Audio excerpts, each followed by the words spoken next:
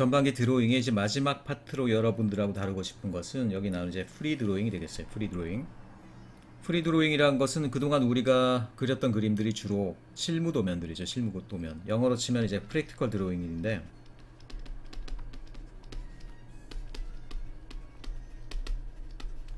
대략 어떤 것들이 있었습니까? 인면도, 평면도, 배치도, 구조도, 상세도 이런 것들. 자, 이런 것들은 어떤 특징이 있냐면은 공간 환경을 실제로 구현하기 위한 밑바탕이 되는 그림이에요. 그러니까 그 그림 자체를 갖다가 우리가 뭐 벽에 걸어놓고 예술로서 물론 그런 것들도 가치가 있는 경우가 있겠죠. 하지만 그걸로 끝나는 것이 아니고 거기에 담겨 있는 정보를 가지고 그대로 공간 환경을 구현하기 위한 그런 실용적인 용도의 그림이라는 것이죠. 그러니까 이런 것들의 미덕은 뭐가 되겠습니까? 비례를 정확하게, 스케일을 정확하게 맞춰서 그 공간 환경에 대한 숫자적인 정보가 어긋나지 않도록 제대로 전달하는 것들, 또는 그 가운데는 구조라든가 또는 어떤 뭐 거기에 쓰이는 어떤 건축 재료의 어떤 특성이라든가 이런 것들을 제대로 표현하는 것들, 그게 이제 이 도면들의 프랙티컬 드로잉, 실무 도면들의 기능이다라는 거예요. 그에 비해서 우리가 생각하는 일반적인 예술적인 어떤 그림들이 있죠. 그런 것들을 우리가 그냥 프리 드로잉이라고 묶어서 이제 한번 표현을 해보자라는 거예요. 왜냐? 그것들은 물론 그런 스케치, 뭐 초상화 이런 것들도 실제 어떤 인체의 비율이라든가 풍경의 비율, 비례 이런 것들에 굉장히 집중을 하죠. 하지만 그렇다고 해도 그런 것들이 엄밀하게 그 공간 환경에 대한 정보를 그대로 전달하기 위한 것들은 아니에요. 그렇죠? 거기 나와 있는 환경을 그대로 뭐 설계하거나 만들기 위하거나 시공하기 위한 용도는 전혀 아니라는 거예요. 그러다 보니까 사람이 그릴 때는 자기 어떤 느낌에 따라서 비례를 조정하기도 하고 강조점을 두기도 하고 또는 상세한 정도를 이 부분과 저 부분을 다르게 해서 이 부분을 강조하기도 하고 그런 기법들이 얼마든지 나오는 거죠. 그래서 그런 것들은 기본적으로는 그림 그 자체로 완성품이 된다는 거예요. 그렇기 때문에 그런 것들은 통칭해서 그냥 프리드로잉이라고 얘기할 수 있겠다라는 얘기입니다. 프리드로잉에는 그럼 어떤 것들이 있을까? 뭐 유화, 수채화, 뭐 대생 여러 가지가 있지만 기본적으로 우리가 많이 신경 쓰고 싶은 건 대생이에요. 대생. 대생이라고 그러면 또 뭐 여러 가지 갈라지긴 하지만 대생은 기본적으로 선 하나를 가지고, 그러니까 연필 하나를 가지고 대상을 묘사하는 작업이에요. 묘사하는 방법도 뭐 정밀하게 나가는 것들 아니면 특징을 따서 간단하게 짧은 시간 내에 간단하게 표현하는 방법들 뭐 여러 가지가 있을 수가 있습니다. 프리드로잉이라고 해서 진짜 아무렇게나 그리는 건 아니고 예술로서의 그림의 세계가 또 엄청나게 있습니다. 그래서 우리가 프리드로잉이라고 그러면 그런 예술 작품으로서의 그림의 세계를 뭐 본격적으로 다루려는 게 아니고 다만 지금 우리가 그려오던 연필 하나로 그리는 그림들 그런 것들을 이제 아티스틱 드로잉이 제기하는 스케치나 데생의 기법을 이용해서 건물과 풍경들 또 우리가 생각하는 어떤 계획 도면들 이런 것들을 또 충분히 표현하는 것도 나름 또 맛이 있고 또 그런 것들의 쓰임새가 또 있다는 얘기예요. 그렇죠? 실무 도면에 들어가진 않겠지만 실무 도면을 갖다가 예를 들어서 고객들에게 전달하는데 한 컷 정도 예를 들어서 내가 근사하게 이 설계의 결과로 발생하게 될 집의 어떤 풍경을 그려놨다. 또는 실내의 어떤 인테리어를 쫙 색칠을 해서 집어넣어놨다. 투시도를 집어넣어놨다. 그러면 그것들이 가진 효과가 적지가 않겠죠. 그렇기 때문에 그럴 때는 또 필요하기 나름이다라는 거예요. 하지만 이 부분은 여러분이 짐작하겠지만 쉽게 뭐 동영상 몇 개 보고 연습해서 쉽게 해결되는 부분은 당연히 아니다. 이것도 많은 훈련이 필요하고 또 이런 부분에는 특별히 재능이 많이 필요합니다. 그림이 처음부터 되는 사람들이 있어요. 근데 뭐 보통은 재능 없는 사람이 이런데 취미도 없기 때문에 더 안 하니까 또 더 재능도 없죠. 그런데 이런 것들 하려고 해도 뭐 아무 좀 해도 이렇게 그림도 제대로 안 나오고 재미가 없는 사람도 있어요. 그런 차이가 좀 심합니다. 그래서 우리 수업에서 이걸 본격적으로 다루는 것은 아니에요. 그래서 우리 학교에도 데센과 관련된 크로키 소묘와 관련된 수업들 몇 개 있죠. 뭐 그런 데서 다룰지 몰라도 우리 수업에서 이걸 본격적으로 다루는 건 아니고 다만 전반기 수업을 끝내면서 요런 드로잉의 세계도 있다라는 걸 사례를 보면서 한번 맛만 보고 지나가겠다. 이런 정도로 이제 다루겠다는 겁니다. 넘어가 봅시다. 그래서 프리 드로잉에는 뭐 많은 용어들이 있고 많은 세계들이 있는데 제가 볼 땐 그냥 딱 두 가지예요. 디테일 스케치, 세부적인 표현이 있는 그런 스타일이 있는가 하면 크로키 스타일은 진짜 뭐 말도 안 되게 사람 하나를 막 이렇게 몇 개 선을 그려놓고 사람이 지금 공부하고 있네 뭐 이런 식으로 해놓는 그림들 있죠. 우리가 선을 세밀하게 그리고 비례를 맞추고 해가지고 자세하게 상세하게 그림을 묘사할 장면이나 아니면 인체를 묘사하려는 게 아니고 그것들이 가지는 기본적인 특징들이 있어요. 기본적인 특징들. 가장 기본적인 특징들만 예술가의 눈으로 딱 잡아내서 그거 하나만 어떻게 깔끔하게 좀 표현을 하고 나머지 것들은 대충 그냥 그려도 되는 형태의 그림들. 이 두 가지 스타일이 결국 제가 볼 때 프리 드로잉의 대표적인 두 가지 스타일이 아니냐. 스케일과 세부적인 묘사에 중점을 두는 방식들. 그게 아니라 대상의 간략한 특징에만 집중하는 방식들. 그래서 이런 것들은 솔직히 시간이 많이 필요도 하고 연습도 많이 필요해요. 하지만 이런 것들은 재능이 있는 사람도 금방금방 따라하기도 하고 또 연습에 의해서 어느 정도 빨리 늘기도 하고 그런 부분이 되겠어요. 취미가 있다라고 그러면 한 번씩 이런 그림들, 그리는 방식들을 한번 연습해 보는 것도 좋겠다 이런 생각입니다. 사례들 한번 쭉 볼게요. 요게 아까 얘기했지만 디테일이 있는 스케치 스타일이죠. 요 그림은 제가 성함을 까먹는데 이 파란 펜도 아니고 진짜 모나미 볼펜 거의 이런 수준이야. 진짜 싸구려 펜 있죠. 근데 그게 뭐가 좋다고 그거 하나로 이렇게 그림을 다 완성시키는 분이 있어요. 이분이 그리고 제가 알기로는 파주 헤일이 있죠. 헤일이라고 출판 도시 있잖아. 여러분들 답사 여행 많이 가고 그런 될 텐데 거기에 이제 배치 계획을 이분이 세웠거든요. 마스터 플랜을 세웠어요. 근데 그 마스터 플랜도 보니까 진짜 파란 펜 하나로 이렇게 막 이런 식으로 이렇게 가지고 이렇게 이 전체가 막 획지 하나하나 이런 경우 같은 경우도 파란 펜으로 해가지고 전체 마스터 플랜을 그렸더라고요. 그러니까 굉장히 많은 그렇잖아요. 손으로 하나하나 스케일도 맞춰가면서 파란 볼펜 하나로 다 전체를 완성해. 제가 볼 땐 그 몇 박 며칠 걸려야지 아마 완성이 가능한 그런 정도 그림일 거예요. 그러니까 그런 식으로 자기 나름대로 또 스타일을 추구하는 분들도 있죠. 그래서 이분은 특이하게 자기가 만드는 모든 도면을 이렇게 파란 볼펜으로 표현하는 분이 있는데 특별히 여기 보니까 아마 수원 화성인 것 같아요. 느낌이 우리나라 이렇게 잘 보존된 성이 그렇게 많지가 않죠. 그 수원 화성의 어떤 이 처마 밑이나 이런 데 부분을 굉장히 세밀하게 이렇게 묘사를 해놨죠. 그러니까 이런 부분들이 이제 세부적인 스케치 표현에 해당되는 그림이 되겠습니다. 그런가 하면은 이제 크로키 스타일로 가면요. 크로키 스타일에는 우리가 인생도 짧고 어떤 그리고 싶은 것도 많은데 언제 하나하나 세부적으로 다 그리냐. 나는 의미가 있고 집중하고 싶은 부분만 딱 집중해서 그리고 나머지 것들은 최대한 간략화한다. 이런 철학에 의해서 그려지는 그림들이 굉장히 많아요. 이 그림도 이제 그런 스타일 중에 하나인데요. 어디에 집중하고 있습니까? 요 삼각형 필지에 놓여 있는 요 유러피안 한 100년 200년 됐을 것 같은 요 팔라조 스타일 건물들 한 7층이고 창문이 이렇게 다 아치형으로 나 있죠. 요거를 아마 굉장히 집중을 한 것 같고 이것이 이제 길을 두 갈래로 나뉘면서 생긴 이런 배경들 이런 것들 스카이라인 위주로 뚝딱뚝딱 해결했죠. 그리고 의외로 또 근경에 있는 요 화분 하나를 또 집중을 했고 그래서 근경에서 요거 뒤에서 요거 요 정도에 집중을 하고 나머지 것들은 최소한의 선으로 이게 나타내고 있죠. 특별히 차 같은 거 이런 것들. 여러분 차 그리라고 그러면 초등학생 또 그림이 재주 없는 사람들은 이렇게 그리고 보잖아. 이 사람들은 뭐야? 차를 옆에서 그리는 거 외에는 훈련된 적이 없어서 그래. 근데 차를 예를 들어서 달려가는 차를 갖다 옆에서 이렇게 보면 어떻게 돼? 굉장히 형태가 미묘하게 되죠. 이렇게 딱 정사각형도 아니고 뭐라 그래야 돼? 요 옆면이 왜곡돼 가면서 상당히 좀 우리가 직접 그리기에는 어려운 형태의 평면이 되어 간다고요. 그러니까 그런 것들을 표현하는 것들은 쉽지가 않죠. 그러니까 간단하게 그린 그림이지만 간단하게 축약해서 그릴 때 오히려 더 많은 훈련이 필요하기도 한 것들 그런 것들이 바로 이제 풍경화의 크로키의 본질이죠. 여러분들이 혹시라도 뭐 방학 때나 이럴 때 그림 그리는데 조금 더 취미를 갖고 싶다라고 그러면 버트 닷슨이라는 사람의 키투 드로잉이라는 책이 유명해요. 뭐 보니까 우리나라에도 최근에 이런 쪽으로 늦게 시작하는 드로잉이라고 해서 아줌마 아저씨들도 따라하라 해가지고 하는 책도 있던데 뭐 그런 것들도 잘 팔리는 것 같은데 제가 볼 때는 이 책처럼 간략하게 모든 형태의 스케치, 데센 기법들이 잘 설명되어 있는 책도 없는 것 같아. 우리나라 번역본으로도 있고 하니까요. 한번 여러분 찾아보시기 바라고. 그러니까 스케치라고 그러면 결국 이제 아무런 스케일이 없이 막 눈에 보이는 대로 그리는 게 아닙니다. 우리 눈이라는 게 훈련이 안 돼 있는 눈은요. 우리가 제대로 된 비례를 못 찾아.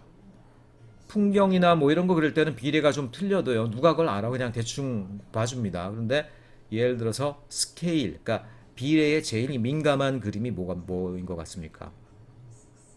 특별히 초상화 같은 경우는 아무나 못 그리는 이유가 뭐냐면요. 이거는 코 밑의 비율, 예를 들어서 눈 위의 비율, 인중의 길이 이런 것들이 살짝만 달라져도요. 다른 사람이 돼버려. 그만큼 얼굴의 비례가 미묘합니다. 그래서 그런 것들 같은 경우에는 우리 눈에 보이는 비례를 정확히 파악하고 그런 것들도 손으로 옮기기 위해서 굉장히 많은 훈련이 필요해요. 그래서 보통 데생 스케치다라고 그러면 이렇게 손가락에다가 연필을 잡고 이걸 통해서 대상의 비례를 측정해 보는 이런 훈련을 하기 마련인데 이런 것들을 이제 초보 때는 하는데 나중에 훈련이 많이 된 사람은 알아서 그냥 눈으로 보고 바로 손으로 가도 그림이 되죠. 그래서 그런 훈련들을 하는 과정들을 잘 따라 놓은 어떤 그런 책이 되겠어요. 요걸 여러분들이 열심히 따라하면 뭐가 될 수 있느냐? 저 대학로 마로니에 공원 앞에 있는 초상화가들 있죠. 5,000원 받고. 근데 그분들이 사실 뭐 장난 아니에요. 그분들이 어떻게 보면 경력 9년째 스케치만 하는 분들 이런 분들이에요. 그래서 대상을 보면요.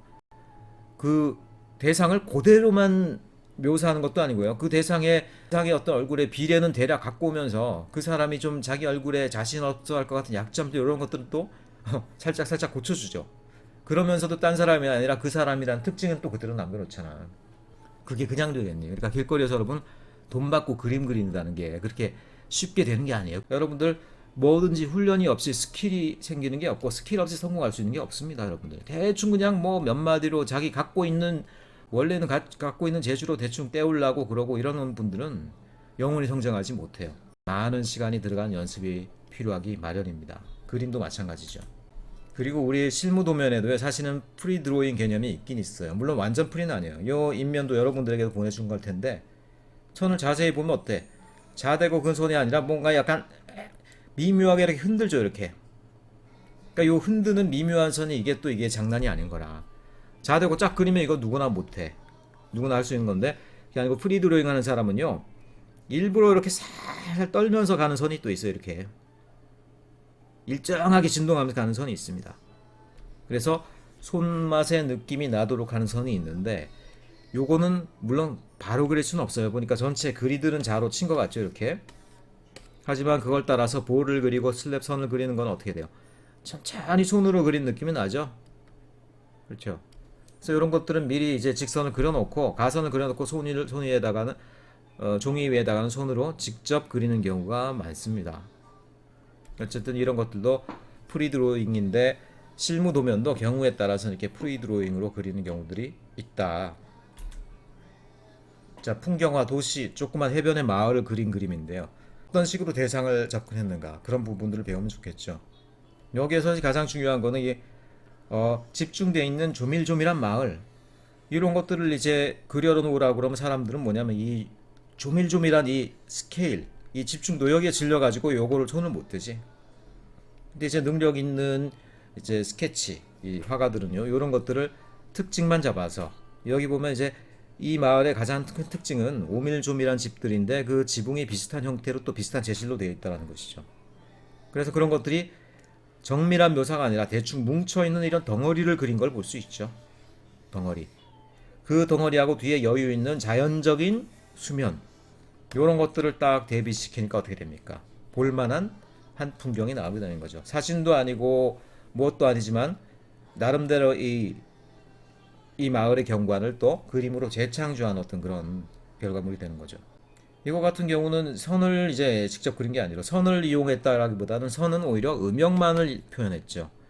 그러면서 이런 나무의 외곽선이라든가 이런 것들은 그리고 건물의 외곽선 이런 것들을 오히려 헐렁하게 버려두고 음영을 위주로 짙게 표현함으로써 이 스카이라인이라든가 또 나무가 만드는 이 외곽선을 갖다가 우리가 스스로 짐작할 수 있게 하는 그러면서 이만큼 공백진 부분은 어떻게 돼요? 이거는 햇살을 강하게 받는 어떤 그런 볼륨감이 나타나도록 그림을 처리했죠.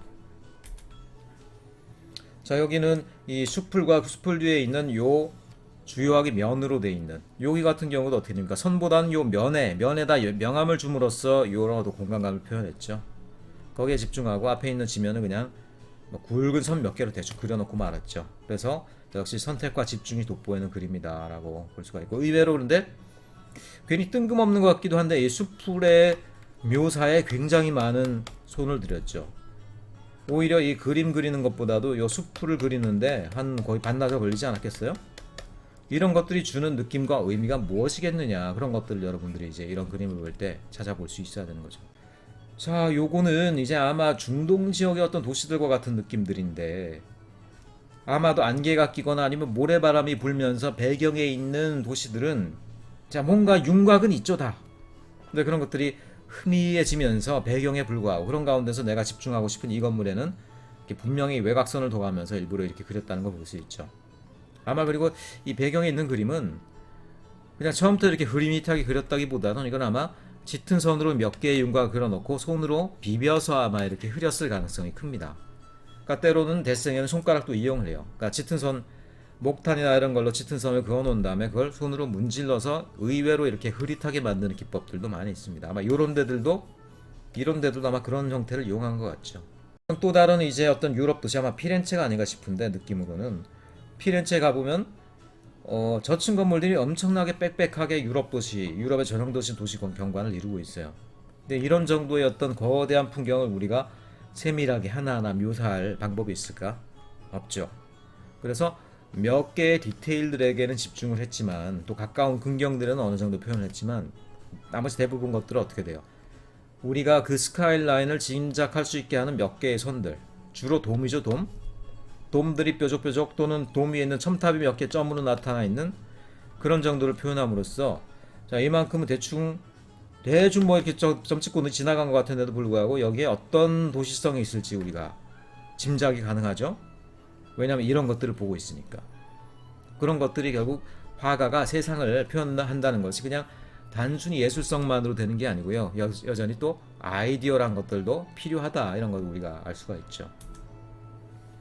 이것도 이제 짙은 선 몇 개로 해서 이 배경이 되는 숲이나 이런 거는 간략하게 하고요, 여기 들어가는 요 공간감, 깊은 느낌들, 이런 것들을 이제 확실하게 살린, 아마 선이 굉장히 굵은 걸로 봐서 아마 목탄 같은 걸 이용한 게 아닌가 싶습니다. 이런 데는 굉장히 조악하게 칠을 하면서 말았고, 그런가 하면은 내가 집중하고 싶은 요 돔으로 들어가는 입구 부분, 그런데 상당히 좀 상세하게 표현한 거 볼 수 있죠. 이런데 이건 아마 로마 시대나 이럴 때 지어놨던 거대한 이제 아치형 석조 다리인 것 같은데, 이 석조 다리에서 중요한 건 무엇보다도 이 거친 돌쌓기가 주는 이 거칠면서도 이 튼튼한 느낌이거든요. 이 아치가 주는 느낌, 천년이 지났지만 여전히 무너져 내리지 않는 이 강고함, 그런 것들을 좀 이 질감을 통해서 표현하려고 애쓴 것을 우리가 읽을 수 있죠. 요거는 뭐 신라시대 석가탑 뭐 비슷하게 있는 일본의 아마 어떤 옛날 이제 공전 건물이 아닌가 싶은데, 여기서는 이제 층층이 올라가는 요 음영진 단면, 그리고 일본의 이 벽들은 아마 흙벽일 거예요. 그래서 이렇게 반듯한 느낌이 나거든요. 그래서 반듯하지만 매끈하진 않은 그런 평면들을 쭉 표현한 것 같죠. 이분은 특이하게 또 한 거리를 표현하는데 수직선이 없이 수평선으로만 막 표현을 했어요. 이렇게 수평선으로 표현하니까 마치 도시가 이렇게 여러 개의 결이 쌓여서 생긴 것 같은 느낌도 주고, 좀 고색상연한 느낌도 주고, 독특한 어떤 특징이 있죠. 그러면서 이 기둥 같은 건 일부러 아마 지우개로 싹 지워버린 것 같아. 그래서 지우개로 지워서 수평선이 없는 곳이 수직적인 느낌이 나도록, 자, 건물은 수평선만으로 하고 기둥은 수직선 사이에 그대로 놔둬버렸죠. 아무것도 칠하지 않고. 그래서 오히려 대비가 되도록 하는 뭐 그런 기법을 쓴 거를 볼 수가 있겠다. 이것도 이제 마찬가지고요. 특별히 지나가면서 이제 구부러지는 요 골목길에 굉장히 많은 선을 넣어서 뭐랄까 신비한 하나의 어떤 굴러 들어가는 것 같은 느낌들. 여기는 이 후면에 있는 건물의 파사드하고 그 앞에 있는 무슨 어떤 노천 카페 시장 같은데, 이런 데를 크로키 스타일로 막 표현을 했죠. 따지고 보면 여기 사람이 어딨어? 사람 온전히 그린 게 하나 어딨어? 그런데 동그라미랑 뭐 타원 이런 거 막 대충 그려놓은 것들이, 그런데도 충분히 사람이 붐비고 있는 모습임을 짐작하게 하죠. 그리고 관심 없는 건물은 대충 이렇게 표현했어요. 그냥 외곽선만. 근데 배경이 되는 요 건물의 파사드는 상당히 좀 신경을 써서 표현한 것을 우리가 볼 수 있죠. 자, 요 건물 같은 경우도 요 건물 하나에 굉장히 집중을 해서 판넬 하나하나를, 이거는 이제 거친 선이기보다는 하나하나의 선이 결이 다 구분될 수 있도록 하는 좀 상당히 비교적 정밀한 그림으로 요 집 하나를 표현했고, 나머지 건 역시 이제 크로키 스타일로 대충 막 그었다, 이런 얘기예요. 그 앞에 있는 풀 같은 경우도 서로 겹치는 선으로 이렇게 대충 그렸는데 이런 것들이 오히려 거리의 느낌을 더 풍성하게 하면서 요 집에 좀 더 집중할 수 있게 하는 그런 수단의 역할을 하고 있죠. 이건 특이하게 이제 평면도가 나오네요. 이 건물의 평면도가 나오고 있고, 이 건물의 평면도인데도 불구하고 그걸 아마 실제 스케일이 아니라 아마 손으로 프리드로잉식으로 이제 그린 거가 되겠죠. 그래서 요 입구에서 들여다봤을 때 옆에 있는 계단과 홀 안에 또 다른 홀이 있고 이런 형태의 건물을 한번 그러면은 인면도는 어떻게 표현할까? 인면도로 표현하면 이 구조물에서 다 가려져 보이니까 선으로 이제 투명하게 비치는 형태로 이렇게 해가지고 안에 있는 또 다른 작은 문과 가구와 계단들이 이렇게 투명하게 다 겹쳐 보일 수 있도록 그런 식으로 이제 그림을 그렸죠. 요거 같은 경우도 여러분 보면 알겠지만은 선으로 하나하나 정밀하게 묘사한 것 같죠. 그런데도 불구하고 선 하나하나가 다 손으로 그린 프리한 선이 되겠죠. 자, 그런데도 불구하고 여러분 보세요. 이것도 동등하게 다 묘사한 건 아닙니다. 그럼에도 불구하고 앞에 있는 거, 조각상, 그리고 앞에 있는 건물 중에서도 자기가 집중하고 싶은 이런 디테일들, 여기는 좀 더 많은 선들이 들어간 걸 볼 수 있어요.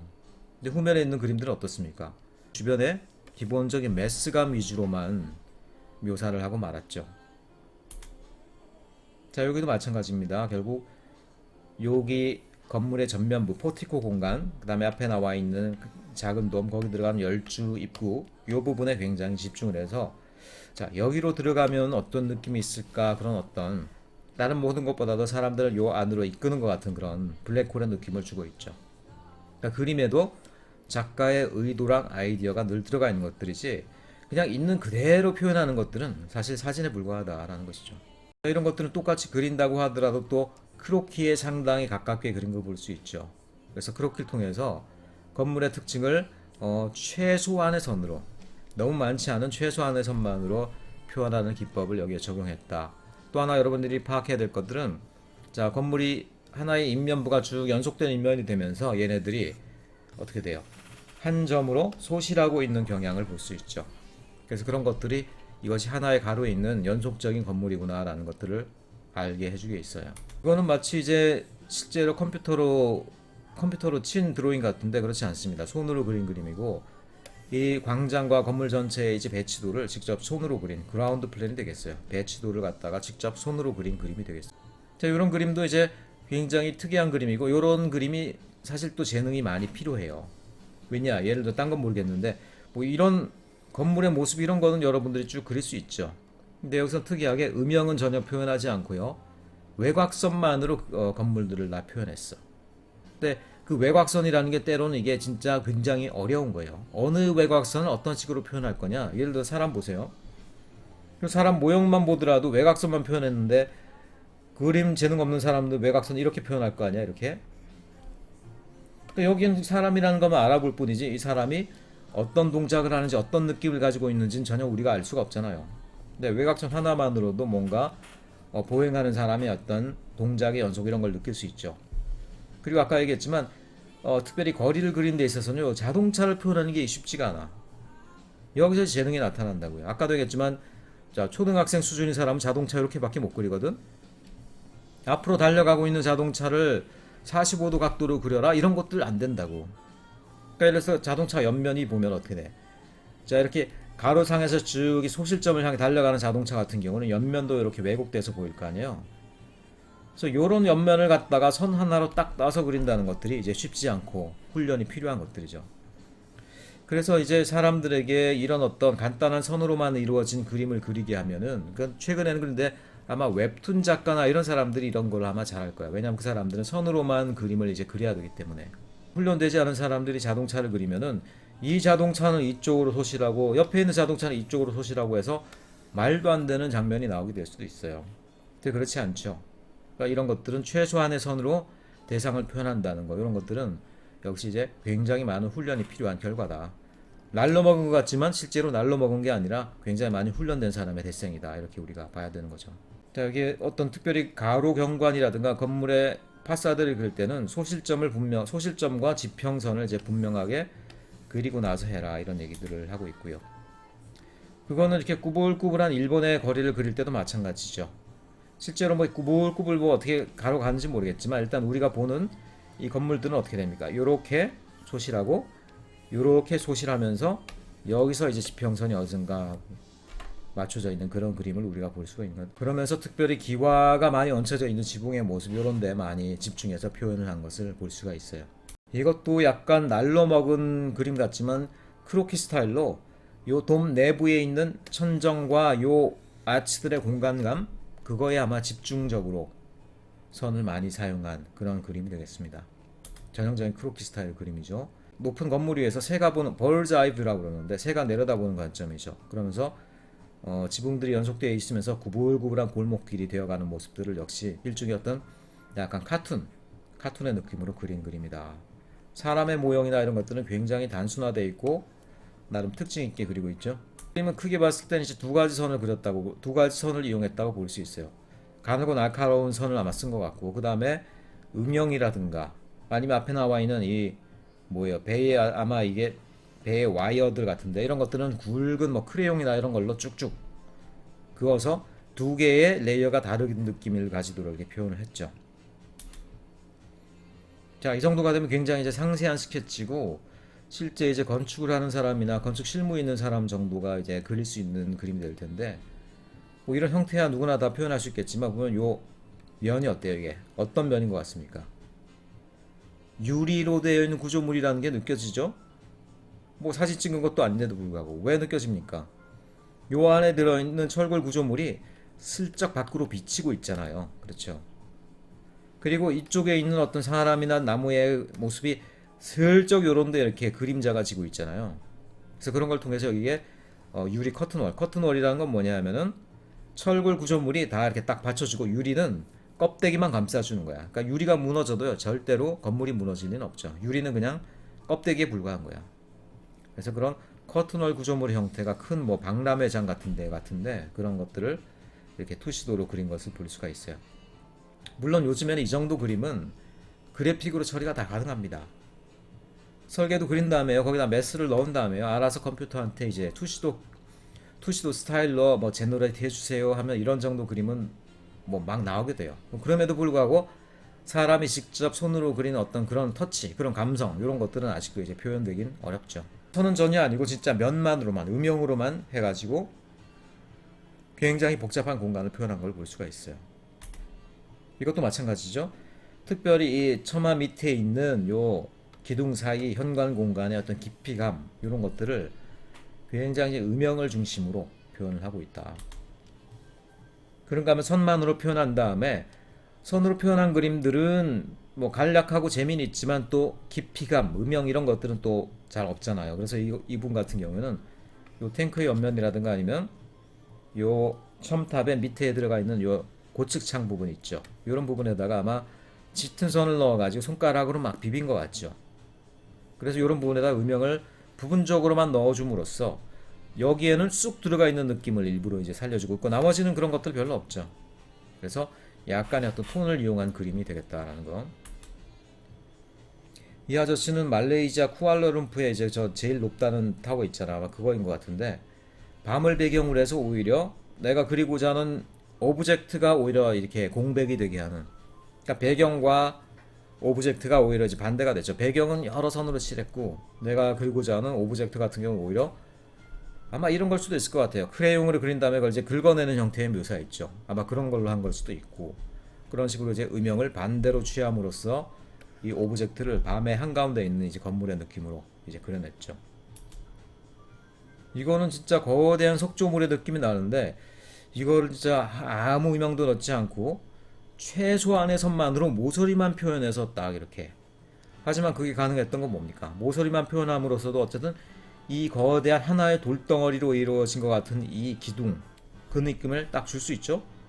거기다가 뭐 이렇게 칠하고 이런 것들이 무의미할 정도로 거대한 어떤 구조물이잖아요. 그래서 가장 단순한 모서리만으로 그냥 그 거대한 느낌을 살렸다 이렇게 얘기할 수가 있겠어요. 아 이거 시저 펠리가 그린 그림이네. 시저 펠리 저 유명한 양반이죠. 시저 펠리가 그린 또 다른 날로 먹는 그림. 뭐 어쩌고 워싱턴 에어포트라는데요. 이걸 이제 그림이냐라고 봐야 되는 거가 여러분 뭐 논쟁이 있을 수 있는데 전 뭐 이렇게 생각합니다. 여러분들이 그림을 잘 그릴 수 있고 능력이 있고 이름이 있는 사람인데 이렇게 그리면은 여러분들의 느낌을 표현한 겁니다. 이게 아니라 그림을 잘 못 그리는 사람이 이렇게 그렸으면 그거는 재주가 없어서 이렇게 표현한 거다. 뭐 분명한 그런 차이가 있죠. 이건 딱 봐도 밑에 보지 않아도 여러분 뭔지 알 수 있습니까? 어디? 우리 학교가 또 굉장히 좋아하는 건축가인 가우디의 세인트 파밀리아 성당, 철치 오브 사그라다 파밀리아라는 건데 바르셀로나에 있는 유명한 건물이잖아요. 지금도 완성되지 않고 지금도 계속 짓고 있다라고 그러고 있죠. 그래서 이거는 굉장히 유기적인 형태의 건물이에요. 그냥 뾰족하고 매끈하고 많은 게 아니라 수많은 디테일이 있고 이게 마치 이 표면이 벌집처럼 여러 개의 구멍이 있고 막 그렇잖아요. 그래서 이런 것들은 쉽게 상세하게 그릴 수 있는 게 아닙니다. 그러니까 이런 것들을 표현하기 위해서 어떻습니까? 뾰족뾰족한 첨탑의 느낌만을 살리면서 최소한의 선으로 표현했지만 그 특징이 일단 딱 드러나고 나니까 누가 봐도 이거는 성가죽 성당이다라는 것을 느낄 수가 있겠죠. 자, 그런 것들이 이제 사물의 특징을 잘 표현하고 그걸 최소한의 어떤 선만으로 나타내는 그런 화가의 능력이 되겠다라는 겁니다. 아마 저 어디 뭐 쇼핑몰인지 어디인지 밑으로 내려가는 계단실 홀이 내려다보는 모습 같은데 이거는 또 이렇게 구조물이 투명하게 겹쳐 보이는 효과를 내기 위해서 굉장히 많은 노력을 한 걸 볼 수가 있죠. 그러니까 맨 위에 있는 층은 투명하게, 그 밑에 있는 층은 좀 덜 투명하게, 그러면서 깊이 내려갈수록 굉장히 짙어지게 함으로써 요 복잡한 어떤 구조물 사이로 내려가는 이 홀의 느낌들, 그런 것들을 굉장히 강조하면서 또 하나 보면은 투시도법을 엄청나게 이용하고 있죠. 밑으로 내려가면서 소실하고 위로 올라가면서 소실하고 이쪽으로 가면서 소실하고 보니까 어떻게 돼요? 3소실집전법이 지금 강조되고 있죠. 그렇기 때문에 이런 것들은 그림을 그릴 때 미리 어떻게 돼요? 이 공간을 보이는 대로만 그려가지고는 안 됩니다. 미리 가장 중요한 구조물, 예를 들어서 이런 계단실이라든가 밑에 내려가는 엘리베이터 홀 이런 걸 하나 그린 다음에 걔를 미리 소실점법에 맞춰서 그려놔요. 그리고 그거를 기준으로 해서 나머지 모든 구조물들을 집어넣는 식으로 해야지 처음부터 부분 따로 그리고 나면요 나중에 어떻게 돼? 뭔가 삐뚤삐뚤하다 제대로 그린 것 같은데 왜 그렇습니까? 소실점이 어긋나서 그런 거라는 거예요. 그러니까 훈련이 좀 상당히 돼야지만 그릴 수 있는 그림이고 그냥 손으로 그리기엔 쉽지 않은 그림이다 라고 얘기하고 싶습니다. 자, 전형적인 크로키 스타일이죠. 하지만 뭘 얘기하는지는 분명히 알 수 있죠. 돔으로 되어 있는 지붕들, 그 다음에 위에 있는 깃발들, 이런 것들이 이제 전체적인 분위기를 얘기하고 있고, 건물 사이에 굳이 경계선도 없지만 크게 봐서 돔 3개가 있는 연속적인 건물이라는 것들이 명확하죠. 그러니까 가장 작은 선으로 순식간에 한 대략 5분 내에 그린 크로키, 그러니까 크로키의 미덕이라고 그러면 5분 내에 그리는 거다 이런 얘기가 있을 정도로 빠르게 그때의 느낌을 짧은 시간 내에 이제 그리는 것들이 보통 크로키의 역할로 알려져 있어요. 이것도 이제 크로키적인 스타일이고, 여기에 있는 이제 일종의 판테움의 어떤 느낌들, 이런 것들이 잘 나타나 있죠. 멀리 가서 여기 어떤 뭐 복잡한 구조물들이 나타나고 있는 것 같은 그림을 이제 크로키 스타일로 역시 간단하게 그려놓은 것이 되겠어요.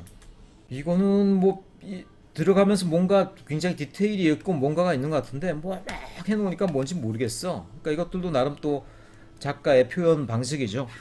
여기 뭐가 많다 하지만 내가 그걸 굳이 뭐 세밀하게 표현할 건 아니고 그냥 막 선 집어넣어 놓으니까 알아서 상상해라 뭐 이런 정도의 그런 메시지로도 볼 수 있는 그런 형태의 이제 대생이 되겠죠. 이 그림은 이제 이 캐노피하고 요 밑에서 느끼는 요 질감, 그걸 통해서 전체 이제 캐노피 아케이드 내지 캐노피 밑을 따라가는 요 보행자 통로의 느낌들, 그런 것들을 명확하게 살리면서 다른 데는 대충 이렇게 다 형태만 남겨놓고 있죠. 요거는 상세한 진짜 소묘, 요거는 정밀 소묘라고 보통 그러는데요. 정밀 소묘하는 사람들은 진짜 사진에 가까울 정도로 정밀하게 그리는 사람들도 많아요. 물론 그런 것들은 논쟁이 있습니다. 뭐 사진처럼 그리는 것들이 무슨 의미가 있느냐, 사진기도 있는데. 또 그럼에도 불구하고 또 그런 것들을 정확하게 오랜 시간 동안 해내는 사람 보면 또 우리 또 감탄하기도 하죠. 어쨌든 이거는 하얀 벽면으로 쭉 연결되어 있는 일종의 뭐 창고 건물 같은데, 이거 대각선을 진짜 엄청나게 짙은 선을 갖다 콱콱 그려줌으로써 건물이 어떤 수평적인 것보다는 위로 팍팍 치고 올라온 것 같은 강력한 느낌을 이제 북돋워주고 있죠. 하나의 휴양타운의 모습인데 여기서 집중하는 것은 많은 사람들이 어울려서 파티를 즐기는 모습들. 물론 사람들의 모습이나 형태들이 정밀하게 묘사된 건 아니에요. 이것도 날로 먹었네요. 크로키 스타일로 역시 이제 막 그린 그림인데 그래도 어떤 형태를 묘사하고 있는지는 이제 대략 이 안에서 보이고 있죠. 그리고 특별히 이제 그림 하면은 우리 분야에서 뛰어났다고 대충 인정된 사람이 뭐 두 분 정도가 있어요. 뭐 더 많은 분들도 있겠지만 제가 알기로는 이 두 분이 제일 유명한데 하나는 이제 고든 쿨렌이고요. 또 하나는 또 르꼬르비제 할아버지도 또 그림으로 유명해요. 이분은 심지어는 말년에 화가로도 좀 그러니까 건축 도시 일 그만두고 나서는 아마 화가로도 오랫동안 작품을 낸 것 같아요. 그래서 한 3년 전인가요? 예술의 전당에서도 르꼬르비제 그림전이 열리기도 할 정도로 화가로서의 작품을 많이 그리셨어요. 근데 저도 그때 전시회 가봤는데 딱히 뭐 특별한 감흥은 없었어요. 물론 그림에 있어서 조예가 높고 예술적인 가치도 있긴 한데 시사개론 시간에 이미 우리 배운 적이 있는 분이죠. 타운스케이프라는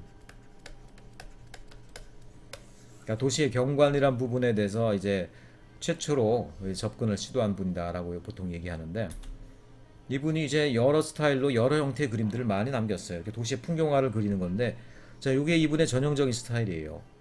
펜으로 메스들을 이렇게 좀 각지게 막 그려놓은 다음에 글이 상세하게는 안 그래요. 근데 그 다음에 그 위에다 마카나 먹 같은 걸로 이렇게 음영을 넣으면서 그때 이제 그림에 입체감을 확 불어 넣어주는 그런 형태로 이제 그림을 많이 그립니다. 보면 이것도 정밀하다고 할 수 있는 그림은 전혀 아니에요. 그런데도 불구하고 그렇게 많지 않은 펜의 선하고 그 다음에 그 위에 겹쳐 올린 음영 요것만으로도요 뭔가 이 지역의 느낌을 주고 있죠.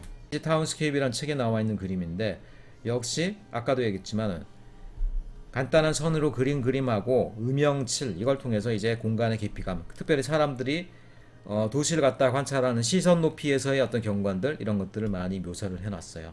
좀 색을 좀 더 넣고 색도 주로 이제 파스텔 톤으로 많이 넣는 형태의 그림들 이런 것들이 또 많이 남아 있습니다.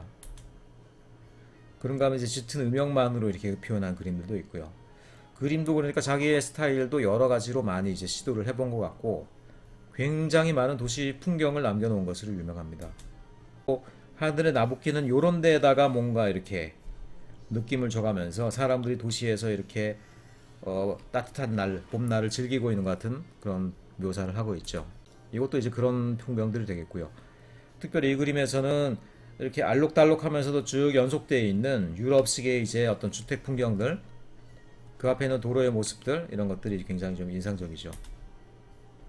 어떤 한 살롱의 홀의 모습인데 여기 보면 이제 굉장히 크레용이나 뭐 어떤 파스텔 톤의 어떤 색들을 많이 이용해 가지고 굉장히 정밀하게 묘사를 해놓고 있죠. 근데 정밀하게 묘사해놨는데 이 공간감이 그래도 별 균열이 없이 고르게 느껴지죠. 왜냐하면 원근법이 굉장히 정교하게 적용됐기 때문이에요. 자, 우리가 막상 이런 그림 그리고 나면요 완성할 리도 없지만 완성하고 나면 어딘가 막 뭔가 기분이 나빠 불쾌해. 단순히 못 그린 것뿐만 아니라 원근감이라든가 소실점의 위치가 제대로 설정되어 있지 않기 때문에 뭔가 이상해 보이는 거라는 것이죠. 자, 요거는 유리로 되어 있는 테라스 안에 사람들이 들어있는 모습들을 굉장히 또 재미있게 표현을 했죠. 그리고 여기는 또 음영을 갖다가 주로 이용함으로써 음영이 없는 부분, 음영이 막 있는 것들은 콘크리트 구조물이고 음영이 없는 요런 면은 유리면이다라는 걸 우리에게 일깨워주고 있죠. 손으로 간단하게 프리 드로잉으로 지역의 어떤 배치도라든가 아니면 여기는 또 인면도 같은데 인면도나 단면도 같은데 이런 것들도 그저 스케일 없이 손으로 간단하게 그린 부분들도 이렇게 작품으로 남아 있습니다. 이것도 한 거리의 배치도인데요. 배치도 상에서 어떤 동선이라든가 시선이라든가 자기가 특징적으로 보는 뭐 건물이라든가 광장 이런 것들을 진짜 몇 개의 선으로만 프리 드로잉으로 남겨놓은 것들이 되겠어요. 아마 이런 것들은 여행 다니면서 자기가 어떤 지역을 관찰하고 나서 기록하기 위한 차원에서 그려놓은 그림이 아닌가 생각이 듭니다. 이거는 아마 그래도 실제로 있는 지도 위에 자기가 아마 본 어떤 시선 방향이라든가 아니면은 비스타가 열리는 방향 이런 것들을 자기 손으로 아마 다시 한번 그 위에서 겹쳐서 표현을 해놓은 것 같죠. 이런 것들도 마찬가지고요. 그리고 요거는 그리니치 페닌슐라라는 곳에 있는 요 새롭게 계획되는 지역에 나머지는 다 흑백으로만 해놓고 여기만 이제 그 대략적인 레이아웃을 색깔로만 딱 표현해 놓으니까 아, 요 지역이 이런 형태로 필인 되는구나 라는 것들을 딱 느끼게 해주죠. 그러면서 그 색채의 적절한 사용을 통해서 어디가 수로, 어디가 물인지, 어디가 뭐 도로인지, 어디가 건물인지가 대략 이제 짐작이 되죠. 도시의 이제 시선 방향에서 보는 굉장한 복잡한 입체감을 이제 정밀하게 묘사한 그림이 되겠고요. 그게 아니라 벌자이 뷰를 갖다가 손으로 간단하게 표현한 그림이 되겠고요. 이런 어떤 천막으로 된 캐노피 밑에 있는 음영의 모습들, 이런 것들을 상당히 좀 사실감 있게 표현했죠. 요거는 선보다는 어떤 이런 질감들, 짙은 어떤 음영 통해서 이렇게 도시에 한 그늘진 광장을 표현한 그림이 되겠고요. 요거는 짙은 선만으로도 이렇게 주거지 근처에 있는 이런 어떤 뭐라죠? 라운드로 되어 있는 커브, 드라이브 부분을 이제 잘 묘사해 놓은 그림이 되겠습니다. 요 벽면을 갖다 또 처리한 방식이 아마 돌 쌓아서 만든 벽면인 것 같은데 이런 것들이 좀 인상적이죠. 재밌게 약간 카툰과 같은 필링으로 그림을 그려놨어요. 아마 미국에 있는 주로 교외 지역 같은 주택의 모습인데, 또 특이한 거는 이 양반이 또 다른 그림들과는 다르게 이 건물의 외곽선을 굉장히 진한 선으로 표현을 했죠. 그러면서 이런 것들이 연결돼서 같은 듯 하면서도 서로 형태 차이가 있는 이런 지붕의 모습들, 이런 것들이 어떤 스카이라인을 만들어내는지 그런 것들을 이제 잘 묘사하고 있죠. 굉장히 정밀하게 묘사된 실내의 아마 성당이나 이런 데의 어떤 재단 부분인 것 같죠.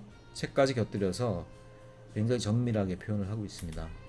어떤 한 지역의 배치도인데요. 자기가 새롭게 필린 해놓을 배치도 부분을 역시 아까 그림처럼 칼라로 해놓으면서 어느 부분이 이제 가로가 되는지, 어떤 부분이 건물이 되는지, 어떤 부분이 이제 외부 공간이 되는지를 그 부분만 좀 정밀하게 그려놓음으로써 요런 전체 지역 내에서 내가 요 부분을 이렇게 설계해갔다, 이런 확실한 구분을 주고 있죠.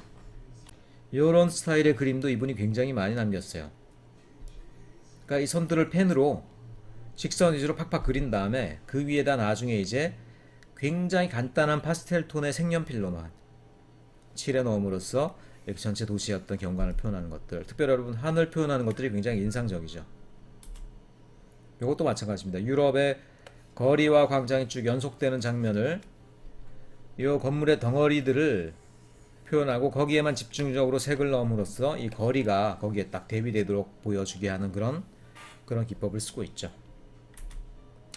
자, 요 정도가 이제 고든 쿨렌의 그림들이 되겠어요. 여러분들 뭐 이 그림을 보고 요 그림을 그대로 따라 그려야 된다라는 것은 아니고, 이 그림의 수준처럼 우리가 연습을 해야 된다라는 건 더더욱 아닙니다. 하지만 우리 선배들이 그려놓은 그림을 보고 그 느낌을 우리가 좀 전달받고, 경우에 따라서는 그들이 쓴 어떤 그림체라든가 그림 기법, 이런 것들을 우리가 한번 활용해 볼 수도 있겠죠. 그러니까 여러분들이 이런 시각적인 정보를 많이 갖고 있어야 여러분들이 또 나름 자기가 그리는 스타일을 개발해 갈 수도 있기 때문입니다. 과제를 여러분들에 주기 위해서 이 그림을 보여준 건 아니고요. 다만 참고 자료로 그림을 보여드린 거예요. 그래서 이번 과제는 여러분들 특히 부담을 느낄 필요는 없고요. 많은 부담을 느낄 필요는 없고, 다만 여기 있는 그림들, 이런 작품들을 여러분이 참고해서 나름대로 여러분 주변에 있는 도시 경관을 한번 그려보는 겁니다. 여러분 뭐 집도 좋고요. 여러분이 있는 아파트 단지도 좋고요. 여러분 근처에 있는 공원도 좋고요. 아니면 뒷동산에 올라가서 이제 마을을 내려다봐도 좋고요. 그래서 그 경관들을 그리는데, 자, 평소 여러분들의 스타일로 그리지 말고요. 여러분 스타일이라는 게 있는지 모르겠지만 그걸로 그리지 말고요. 여기 나와 있는 어떤 표본이 되는 몇 개의 그림체를 여러분들이 한번 본따서 그걸 통해서 한번 그려보세요. 그래야지 여러분들이 또 이런 새로운 느낌을 여러분들이 또 한번 찾아볼 수가 있는 게 되겠죠. 여러분 뭐 그림 평소에 그린 사람도 있고 안 그린 사람도 있기 때문에 이걸 갖다 평가하려는 것은 아닙니다. 다만 어쨌든 여기 나와 있는 프리 드로잉의 어떤 느낌을 여러분들이 한번 재현해 보라는 거예요. 재현. 그것도 나름 재밌을 것이다. 평가를 위한 과제는 아니니까 부담 없이 한번 여러분들이 해오기 바랍니다. 그래서 최소 2컷 정도를 여러분들이 그려서 역시 사진을 찍어서 올려놓으면 과제를 제출한 것을 하겠습니다. 예, 수고하셨습니다.